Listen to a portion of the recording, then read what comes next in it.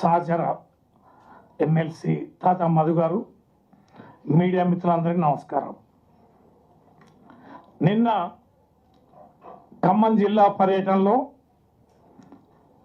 అలాగే బహిరంగ సభలో ముఖ్యమంత్రి రేవంత్ రెడ్డి గారు మాట్లాడిన తీరు, ఆయన భాష కేసీఆర్ గారి పైన, హరీష్ రావు గారి పైన, కేటీఆర్ గారి పైన ఆ మాట్లాడిన జుగుప్సాకరమైన భాష ఒక రాష్ట్ర ముఖ్యమంత్రిగా ఏ రకంగా చూసుకున్నా కూడా తెలంగాణ ప్రజలు జీర్ణించుకోలేని పరిస్థితి.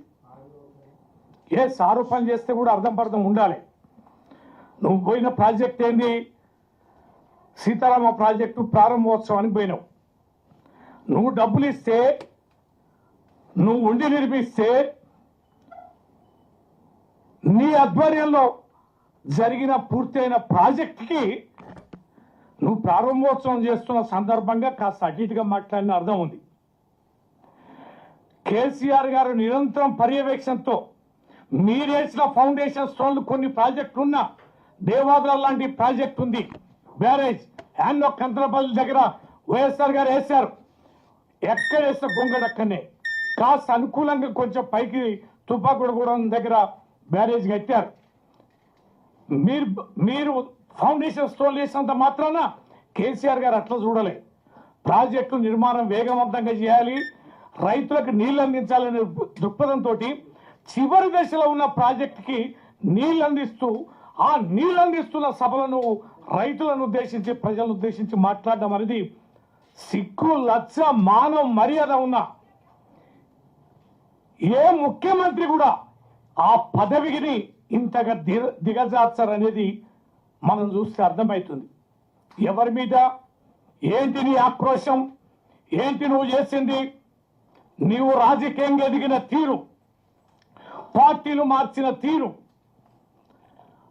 నువ్వు ఏ ఏ రకాలైనటువంటి దిగజాడు స్థాయిలకి వెళ్ళి అవకాశం దక్కించుకున్నావో, ఈ స్థాయికి చేరుకున్నావో, వాటి ఆనవాళ్ళని ఇంకా బలోపేతం చేసే క్రమంలోనే నీ నడవడిక భాష ఉందనేది ఇవాళ తెలంగాణ ప్రజలందరూ కూడా అర్థమవుతున్నది.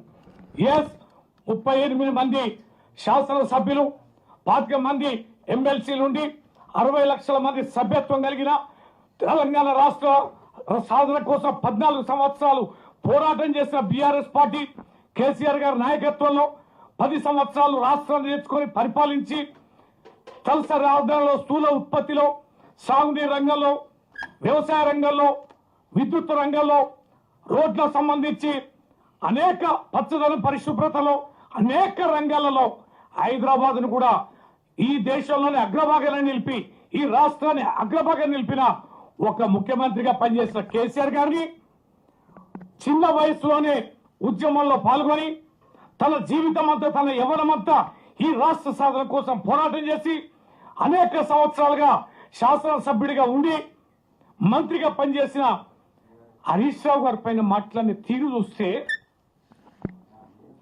ఆ భాష చూస్తే, ఈ ముఖ్యమంత్రిని ఏ రకంగా మాట్లాడితే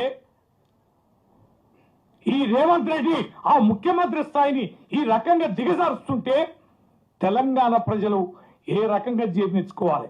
ఏంది మా హరీష్ రావు గారు మాట్లాడింది? మా హరీష్ రావు గారు